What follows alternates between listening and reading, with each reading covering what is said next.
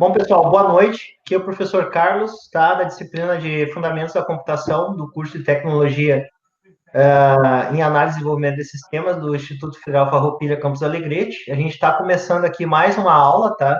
A nossa aula 2 aqui da nossa disciplina de Fundamentos. Como eu tinha falado para vocês, a nossa ideia é, primeiramente, nesse primeiro momento de aula, a gente falar sobre os primórdios, tá? Das origens da computação, da onde que surgiu, qual a importância. Num segundo momento, a gente vai falar sobre a evolução que teve da década de 30 até a década de 60, tá? E se der tempo na aula de hoje, a gente vai da década de 60 até a atualidade. Detalhe importante, tá? Antes de começar aqui, que eu vou destacar para vocês, é que, se vocês perceberam, são 31 slides nessa primeira parte, 45 slides na segunda e 59 slides na terceira. Então, quando eu montei a aula para vocês, eu me preocupei em fazer um conteúdo bem completo. É claro que enquanto a gente estiver, enquanto eu estiver ministrando a aula, a gente vai, vamos dizer assim, tentar pular as partes que são menos importantes. A gente vai ir para o foco, né? Tá?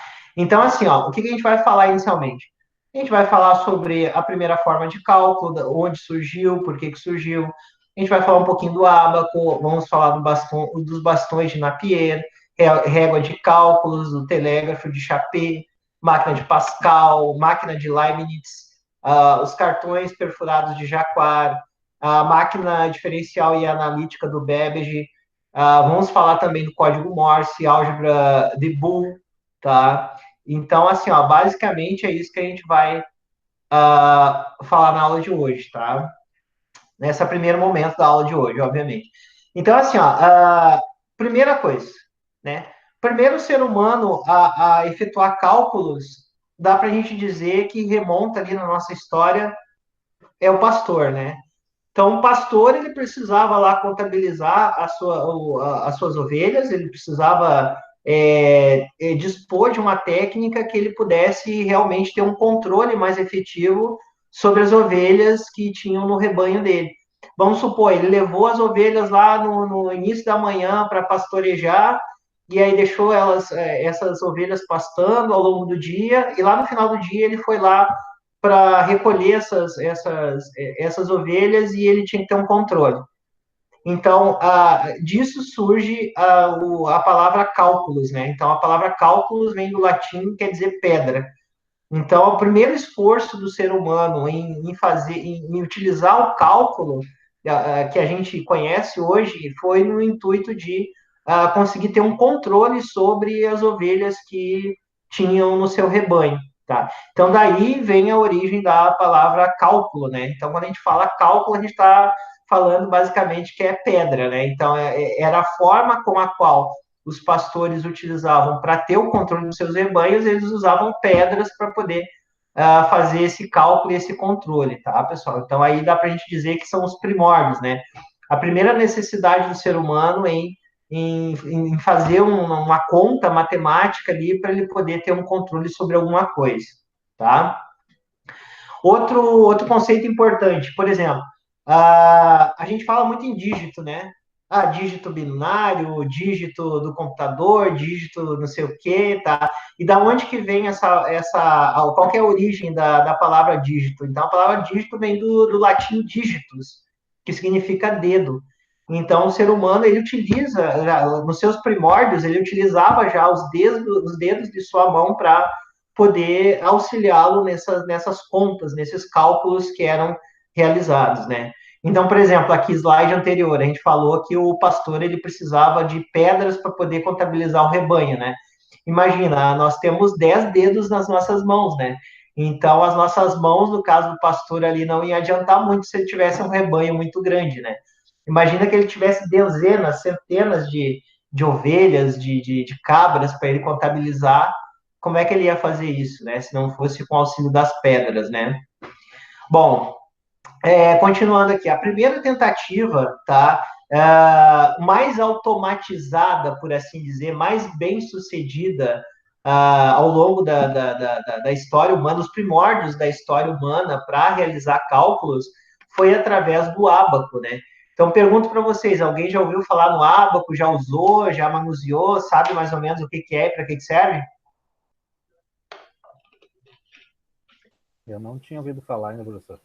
É, tá, mas vocês nunca viram alguma reportagem? Por exemplo, o pessoal lá da Ásia, lá os japoneses e os coreanos, eles ainda utilizam o ábaco, que é esse cara aqui, ó, para aprendizado de crianças em séries iniciais. Você sabia disso? Não, eu não sabia, professor. Então, assim, ó, o ábaco, vamos dizer, ele é a primeira esboço de calculadora que o ser humano ele fez, ele idealizou, ele implementou para tentar auxiliar nos cálculos, né? Então, assim, ó, o ábaco, tal como a gente conhece hoje, tal como ele é utilizado ainda em algumas escolas como ferramenta pedagógica, ele surgiu há mais ou menos 2.500 anos antes de Cristo, tá? Só que assim, ó, tem estudos aí, isso aqui tem até algumas divergências, né? Mas tem alguns estudos que dizem que o ábaco ele surgiu de 3 a 4 mil anos atrás, nos antigos mesopotâmios, né? Então, assim, ó, o ábaco, tal como a gente conhece hoje, ele dá para dizer que ele surgiu há 2.500 anos antes de Cristo, tá? Na China. Só que o ábaco é antes disso ainda, né? Então é lá, data ainda lá dos povos mesopotâmios a origem do ábaco, tá? E qual que é o significado da palavra ábaco? Ele vem do latim também, né? Ele significa tábua de argila, né? Então, esse é também um dos primeiros esforços do ser humano em tentar automatizar a realização de cálculos, né? Então, aqui, como eu tinha dito para vocês, né? Há 4 mil anos atrás, mais ou menos, faltou um A aqui, tá? Depois tem que corrigir. Então, há cerca de 4 mil anos atrás, né? O primeiro sistema científico para contar e acumular grandes quantidades, então, surgiu através do desenvolvimento de mercadores da Mesopotâmia, né? Então, há 4 mil anos atrás, para o quê? Para fazer comércio, né? O pessoal precisava lá contabilizar suas mercadorias e daí surgiu o primeiro esforço para se utilizar essas técnicas aí para fazer cálculos, né? Tá? Outro detalhe importante, os algarismos arábicos que a gente utiliza, né? Hoje em dia, né? Então a gente, por exemplo, aqui, ó, vou abrir o bloco de notas aqui, né? Então, por exemplo, todos esses algarismos arábicos aqui que a gente utiliza no nosso dia a dia aqui, tá, pessoal? Esses algarismos aqui, eles surgiram o quê? Nos antigos povos árabes, né? Há mais ou menos 1.000 anos, né? Então, por que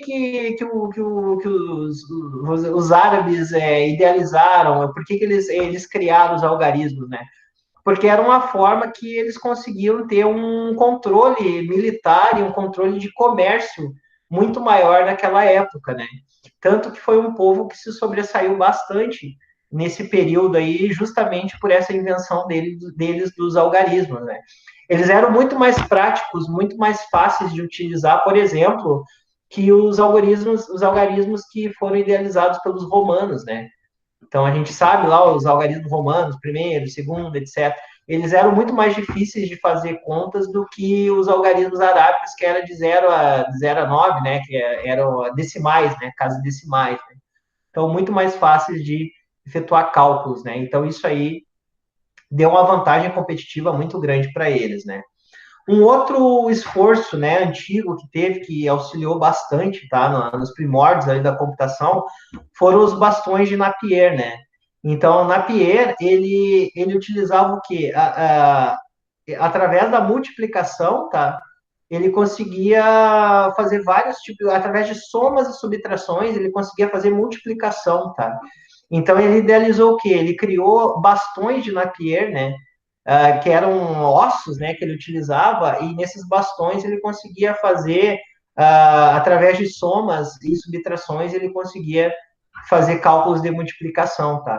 Tanto que esses bastões aí, criados pelo Napier, auxiliaram bastante nas grandes navegações nessa época.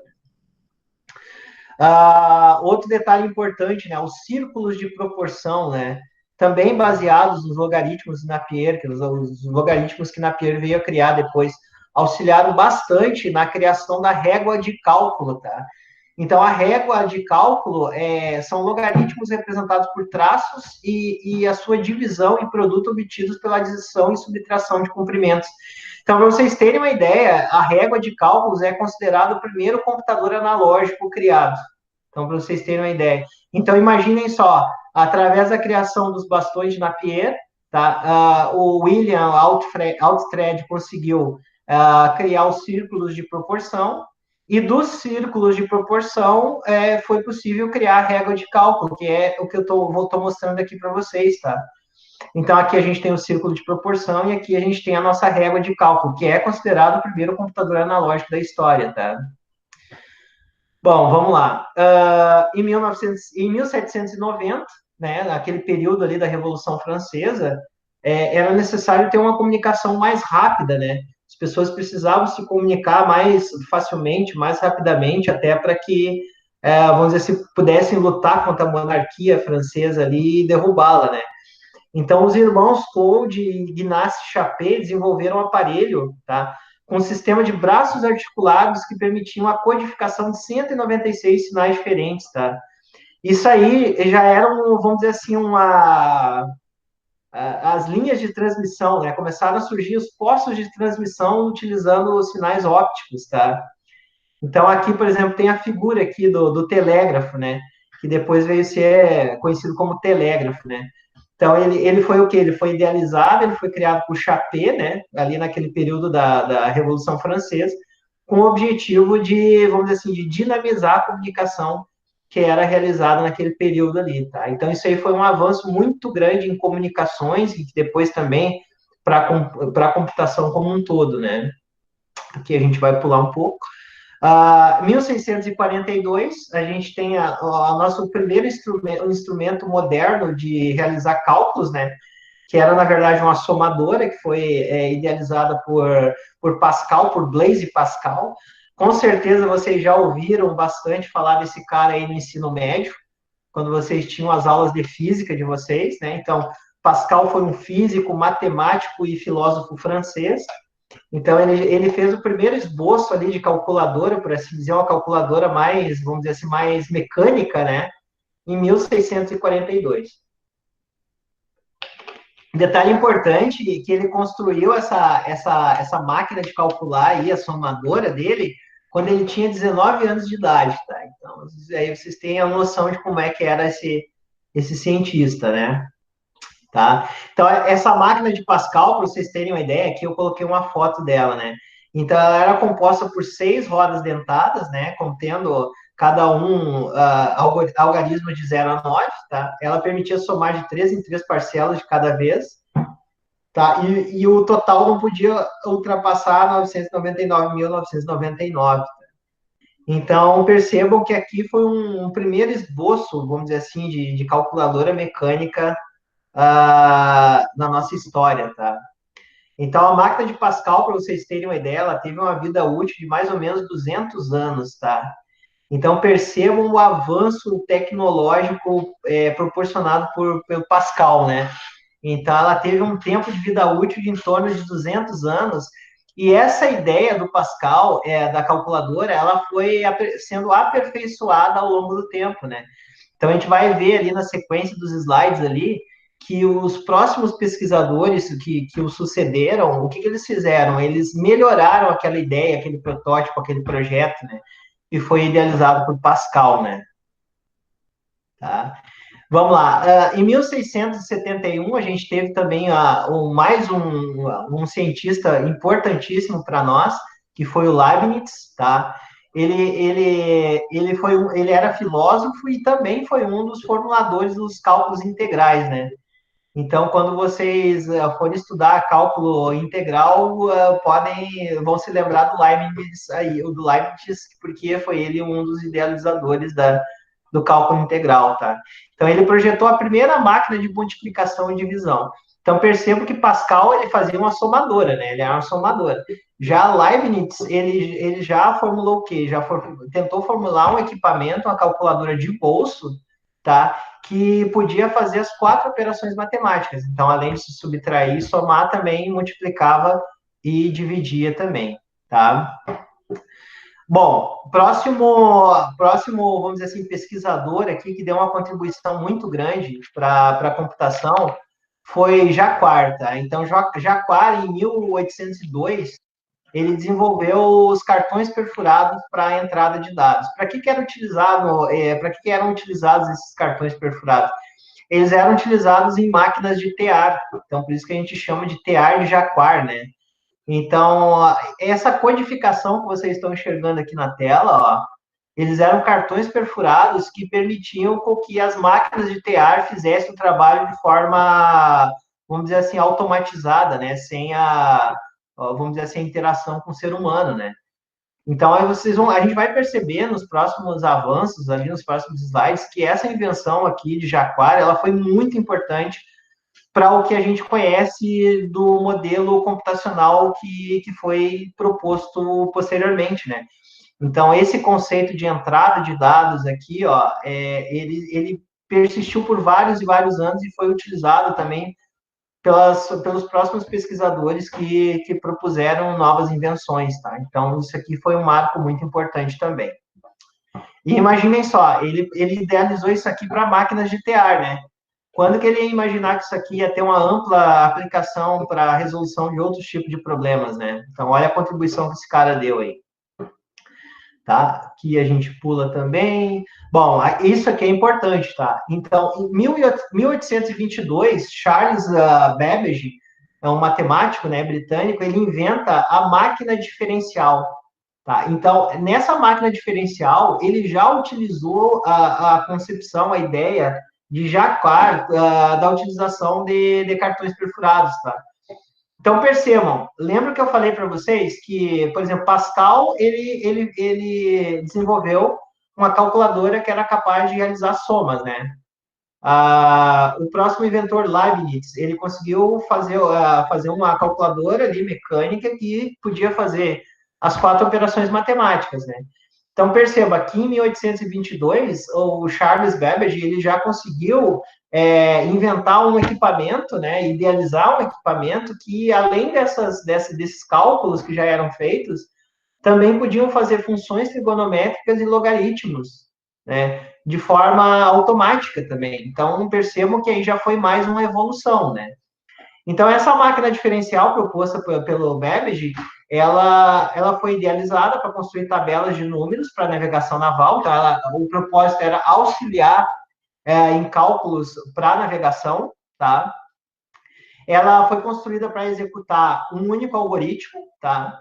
E a gente vai falar melhor depois quem fez esses algoritmos, essas sequências de comandos para ela poder funcionar, que é uma outra pessoa muito importante na história da computação, tá? E o método para disponibilizar as informações na saída era através de pratos perfurados de cobre, tá? Então, seguindo aquela ideia lá proposta pelo Jacquard, né, no tear que ele idealizou, tá? Então, assim, ó, dessa máquina diferencial, em 1834, Babbage inventou a precursora dos computadores digitais de hoje.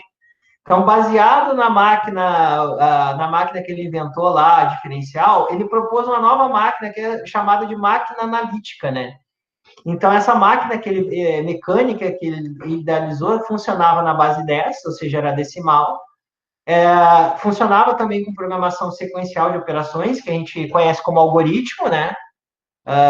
E que na época funcionava como sistema operacional para o equipamento dele, que não se tinha esse conceito de sistema operacional. Esse conceito de sistema operacional veio muitas e muitas décadas depois, mas já funcionava como uma espécie de sistema operacional. Então, assim, ó, a Babbage dá para a gente considerar o Babbage como sendo um dos precursores da computação, um dos pioneiros da computação, tal como a gente conhece hoje, tá? Então, essa máquina analítica de Babbage, ele possuía uma entrada de dados, né, que era através de cartões perfurados, existia a saída dos dados também através de cartões perfurados também, possuía unidade de memória de 1.000 palavras e de 50 dígitos decimais, e também possuía uma unidade de computação que aceitava operandos de memória e operações de soma, subtração, multiplicação e divisão, tá? Então, dá para a gente dizer que foi um dos primeiros esforços de computador que a gente teve na história. Então, continuando aqui, Gris. Então, assim, ó, lembra que eu falei para vocês que a máquina analítica, ela funcionava já com conceito de programa? Então, assim, ó, o primeiro programador que consta na história era uma mulher, tá? Não era um homem. Então, o primeiro programador que a gente tem é a nossa Ada Byron King, que era companheira do Babbage, tá? Então, ela era matemática e foi ela que desenvolveu os primeiros programas que foram utilizados na máquina analítica, tá? Então, o primeiro programador da história não foi um homem, foi uma mulher, que foi a Ada Byron, tá? Então, assim, ó, eles trabalhavam em conjunto nessa máquina, tá? Babbage e Ada, eles estavam muito além do tempo deles, tá? Vamos dizer assim que esse computador analítico que eles idealizaram na época deles, eles não conseguiram, de fato, colocar esse projeto deles na prática, tá? Mas porque era uma coisa muito grande, muito cara de se fazer na época, mas o projeto deles, né, do computador analítico, ele serviu de base para o que veio na computação em anos e décadas seguintes, tá, pessoal? Então, eles têm um papel muito importante na história da computação. Então, como eu estava dizendo para vocês, essa máquina de Babbage, ela não foi construída, tá? Ela foi, vamos dizer assim, uma máquina toda teórica, né? Foi feita, foi idealizada, mas ela não foi construída na época.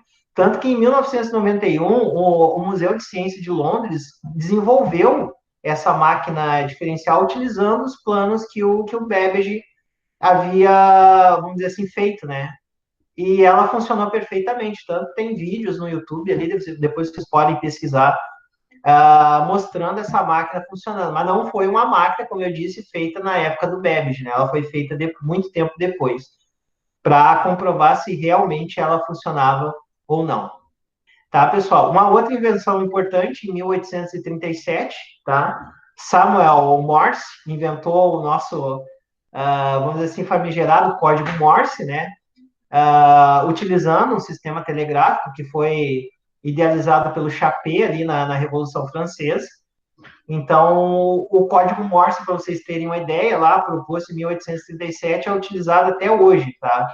E é bastante importante também para computação, tá, pessoal? Esse matemático aqui célebre, o George Boole, 1854, tá? Então, esse cara aqui, ó, foi o que idealizou, foi o que propôs a lógica matemática booleana, né? O álgebra booleana, né? Que é a álgebra que, vamos dizer assim, que toda computação é baseada em verdadeiro ou falso. Na verdade, quando o George Boole propôs a álgebra booleana, na cabeça dele não tinha os zeros e uns, né? Na verdade, o que tinha na cabeça dele era verdadeiro ou falso, né? Só que é óbvio que de verdadeiro ou falso para 0 e 1 é um passo, né? É o ligado e o desligado, né? Então, por exemplo, o computador ele trabalha com o quê? Com eletricidade, né?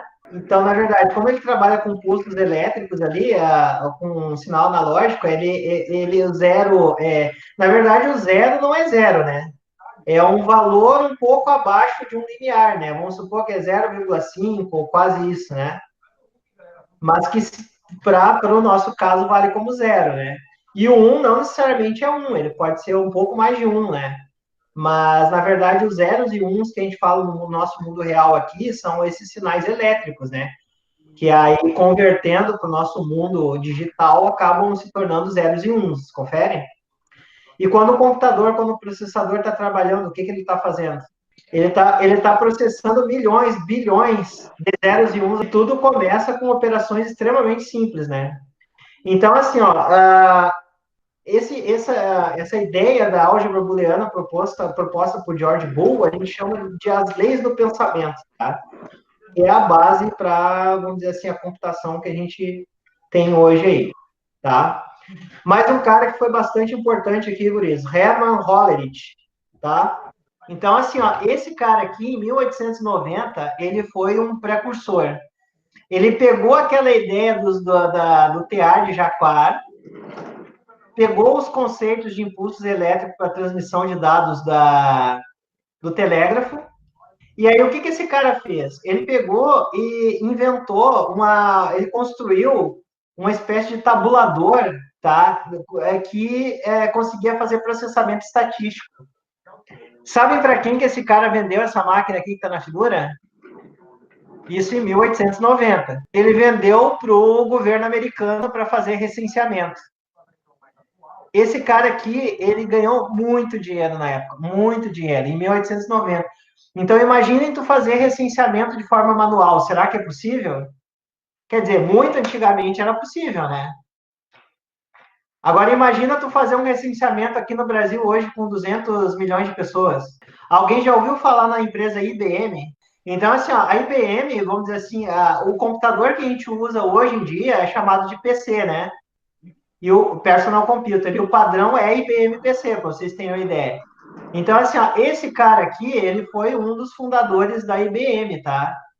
Então, aqui, ó, a empresa acaba sendo bem sucedida, depois o computador mecânico vence a concorrência do governo americano.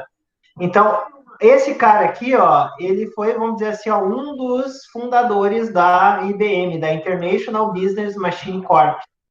Tá? Isso lá na década, nos anos de 1896, tá? Então perceba a importância que teve isso aqui ao longo da história, tá, pessoal? Qual que foi o esforço dessa primeira, vamos dizer assim, dessa primeira época, os primórdios da computação? De tudo isso que a gente falou na aula até o presente momento, a ideia era o quê? A gente fazer cálculos de forma automatizada, né? Então a ideia era construir uma calculadora, depois uma calculadora que somasse, depois primeiro o ábaco, né? Aí depois do ábaco surgiu lá a possibilidade de inventar uma calculadora que fosse mecânica. Da calculadora mecânica, uma calculadora que fizesse soma. Uma calculadora que fizesse soma, uma calculadora que fizesse multiplicação e divisão. Depois uma calculadora que fizesse mais cálculos e mais cálculos. Então, a ideia é sempre a gente tentar melhorar as ferramentas para a gente poder fazer mais cálculos de forma mais rápida. Tá, pessoal? Os próximos passos, então. Qual que era a tentativa? Era a gente substituir o que era mecânico por partes elétricas, tá? Alguém saberia me dizer por que substituir o que é mecânico por parte elétrica?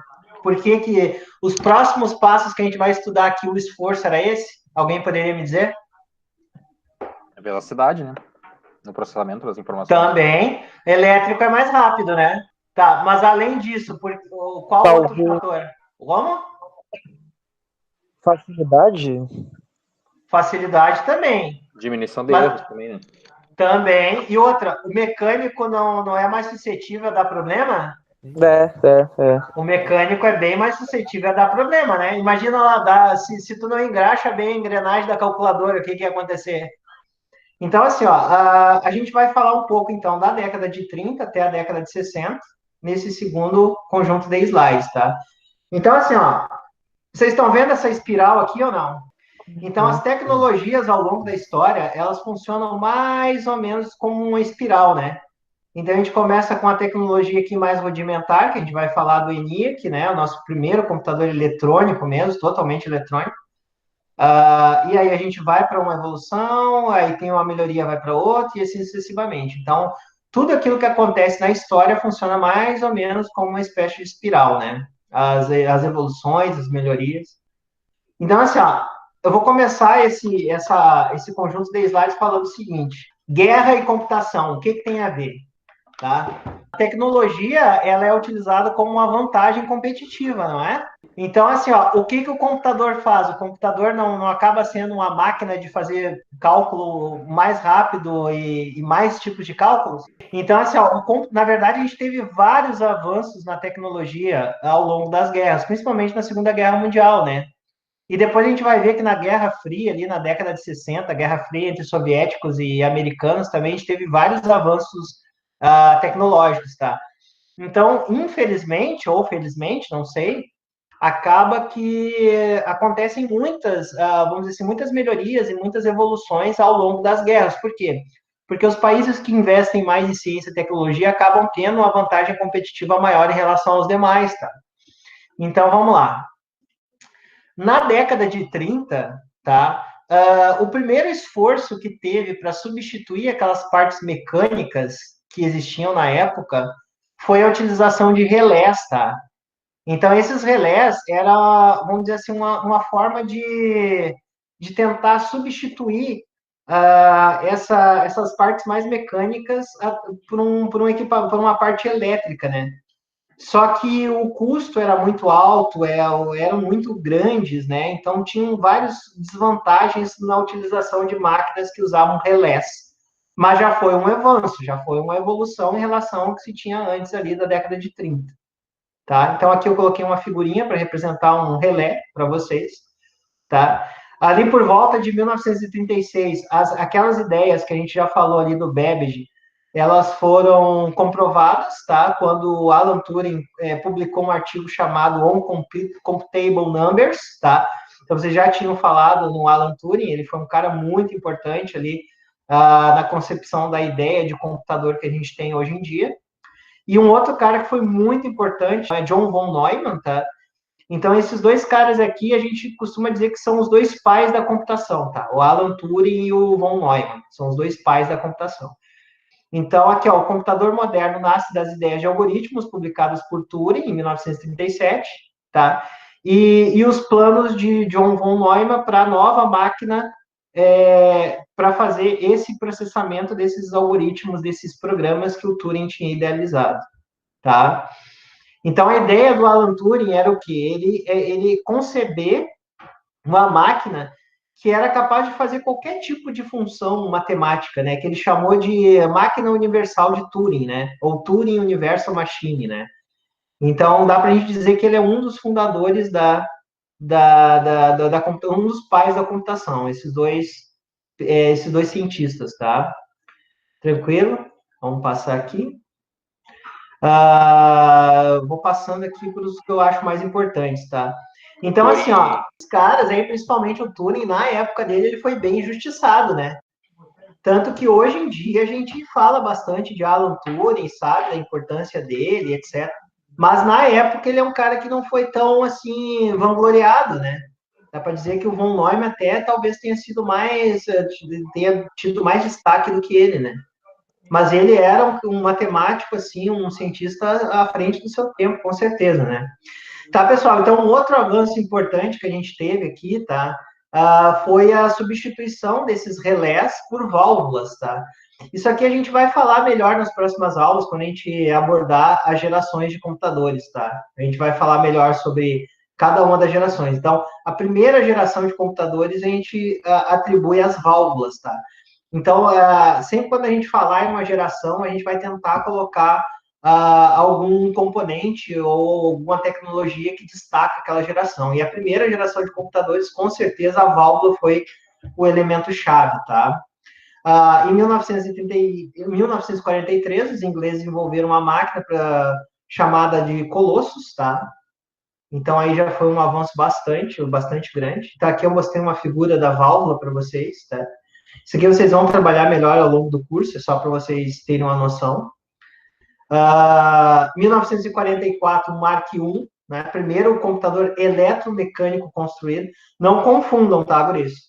Então, em 1944, Mark I é o primeiro computador eletromecânico que foi construído, tá?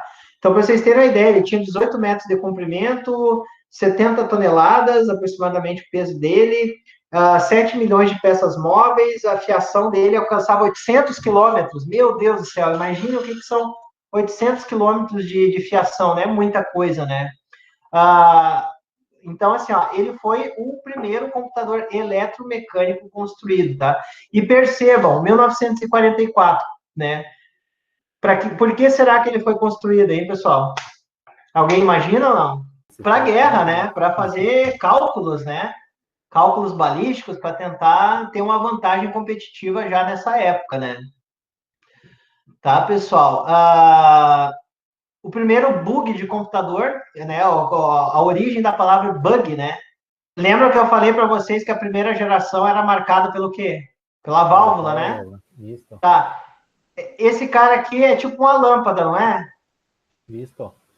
Ele gera bastante calor, Ele né? foi de um inseto Exatamente. de um inseto que acabou ficando lá sem querer, não foi? Claro, porque olha só, esse cara aqui gerava bastante calor, era tipo uma lâmpada, né? O que que os mosquitinhos gostam? Gosta de calor e luz, né? Eles gostam de calor e luz. É Então, calor. exatamente. Então, daí surgiu o termo bug, né? Porque volta e meia uma válvula daquelas lá queimava porque o inseto ia lá e pousava. Aí queimava uma válvula daquela, parava o computador. Então imagine o quão complicado era utilizar esse computador para fazer cálculos, né? Toda hora tu tinha que ir lá e tirar o bicho lá e trocar a válvula. Aí complica, né? Tá, pessoal? Um outro avanço importante, esse aqui é importantíssimo. Então, em 1946 foi, vamos dizer assim, criado o primeiro computador eletrônico, tá? Então, lembra quando eu tinha comentado na aula passada, acho que um aluno tinha falado que era um outro computador, ele tinha se confundido, mas o primeiro computador eletrônico criado, inventado, é o ENIAC, tá? É o Electronic Numerical Integrator and Computer, tá? E ele foi feito para quê? Ele era utilizado para fazer cálculo balístico, né? De rotas de mísseis, né? Cálculos balísticos, tá? Também fruto de um esforço de guerra, né? Então, 1946, o ENIAC, tá, pessoal? Então, algumas características aqui do ENIAC. Ele tinha em torno de 17.500 válvulas, 1.500 relés. Ele emitia o equivalente a 200 quilowatts de calor, ou seja, muito calor. Tá? O peso dele era de 30 toneladas, mais ou menos. A área construída dele era de 180 metros quadrados. Então, imagina, ele era 2 vezes maior que o Mach 1, que era o primeiro computador eletromecânico. Tá? Ele realizava a soma em torno de 0,0002 segundos e multiplicação em torno de 0,005 segundos, tá? Aí eu pergunto para vocês, o ENIAC de 1946, ele tem o mesmo poder computacional ou mais poder computacional do que uma calculadora do que a gente compra no camelô? Quem é que pode me dar essa resposta? Acho que a calculadora é mais rápido que ele. Com toda a certeza do mundo, a calculadora do camelô é muito mais poderosa do que o. Não, eu não estou falando de calculadora científica, tá? Eu estou falando daquelas calculadoras bem simplesinhas mesmo, hein? Então, assim, imaginem só o gasto que se tinha com esse equipamento aqui, o que ele faz. Mas na época, o processamento dele era um absurdo, né? Mas só que hoje, se a gente vai comparar com a calculadora do camelô, a calculadora do camelô tem muito mais poder computacional do que o ENIAC, tá? Tá bom, pessoal? Então, continuando, então aqui, como eu já tinha falado para vocês, o aquecimento das válvulas era muito grande, tá? Consumia muita energia, eram lentas as válvulas, né? Então, a gente viu que a primeira geração, por mais que ela tenha tido um avanço muito grande em relação a antes de 1930, ainda assim utilizava tecnologia que trazia alguns problemas, né? Que eram as válvulas e tinham todos esses problemas que eu acabei de mencionar. Tá, pessoal? Vamos continuar aqui. Vamos seguir naqueles que mais nos interessam aqui. Aqui dá para a gente pular esses aqui. Bom, aqui é importante. Isso aqui é o próximo avanço tecnológico, tá, Grace? Então, aqui, ó, em 1952, o Bell Laboratories desenvolveu o próximo marco tecnológico, que é o transistor, ou transistor, tá? Ele passou a ser o elemento básico na construção de computadores, tá? Então, ele substituiu a válvula, né? Então, ele aquecia menos, o consumo de energia dele era muito menor, era muito mais confiável, ou seja, não tinha problema de bug, né? E muito mais rápido que as válvulas, tá? Então, aqui dá para a gente dizer que é a nossa segunda geração de computadores, né? Marcada pelo transistor, tá, guris? Pergunto para vocês, o transistor existe até hoje ou não? Existe? Existe, né? Qual que é a diferença dos computadores de agora para os computadores lá da década de 50, quando começaram os transistores? A diferença, eu acho que é os microchips que tem agora, né? A diferença é que, exatamente, a diferença é que a gente tem milhões, bilhões de transistores dentro de um microchip, né? Que a gente chama do quê? Como é que a gente chama? A gente vai ver também isso aí. Como é que a gente chama esse microchip? Circuito integrado, né? Certo ou errado? Sim. Circuito integrado, mas a ideia do transistor continua exatamente a mesma. Tá? 1952 também, Grace Hopper, ele transformou processamento de dados, né? O primeiro compilador, né? Ou seja, ele ajudou a desenvolver a linguagem de programação com a criação do primeiro compilador, isso aqui é muito importante também, tá? Em 1953, a IBM lança o primeiro computador digital, o IBM 701, tá? Na época, eles venderam 19 unidades desse computador em 3 anos. Pergunto para vocês, é muito ou é pouco? Não é muito, hein? Imagina, 3 anos. Para a época. Talvez na época muito. Na época era muita coisa, Luiz. Ainda mais que esses computadores eram extremamente caros, né? Na verdade, quem tinha esses computadores não eram pessoas comuns, né? Geralmente eram universidades ou governos ou coisas similares, entendeu? Então, esses computadores eram extremamente caros, né? Extremamente caros. Tá? Então, isso aqui, esses 19 máquinas aqui, foi um avanço muito grande para a época, né? Tá? Em 1954, a IBM produziu o primeiro computador em série, que é o computador 650. Tá? Ele era de tamanho médio. Vocês estão enxergando ele aqui ou não? Sim. Parece um armário, não Sim, parece? sim. Parece um armário, não parece? Parece. Pois é, esse aqui era o computador de tamanho médio para a época. Que loucura. Imagina tu ter um computador desse tamanho hoje em dia em casa. Vai toda a minha testa a casa aqui. Sem chance, né? Sem chance. Então, tá. Em 1954, o Turing publicou o livro dele, que eu já tinha citado para vocês lá no início, tá? Em 1954, também a Texas Instruments anunciou o início de produção em linha de produção de transistores de silício. Foi um grande avanço para a época também, tá? Vamos pular um pouco aqui. Aqui, ó, 1956, o MIT, o Massachusetts Institute of Technology, tá? Eles começaram a testar a entrada de dados usando teclados, tá? Então foi um avanço muito grande também, tá? Deixa eu ver o que é mais importante aqui. Primeiro, circuito integrado. Esse aqui é um outro avanço muito grande para a computação. Então, em 1958, o Jack Kilby, da Texas Instruments, ele construiu o primeiro circuito integrado, contendo 5 componentes em uma peça de germânio. Tá? Então, aqui já foi o próximo passo, a próxima geração de circuitos integrados. Tá? Deixa eu ver o que é mais importante aqui também. Então, assim, ó, Luiz, basicamente, aqui, o que a gente viu nesse conjunto de slides, tá, Luiz? A gente viu um esforço de transformar tudo que era mecânico, tá, até 1930, para elétrico. Uma vez elétrico, a gente viu, primeiro, de relés para válvulas, tá, de válvulas para transistores e de transistores para circuitos integrados. Então, percebo que a ideia é o quê? É sempre a gente ter uma tecnologia mais rápida, que consuma menos energia, né?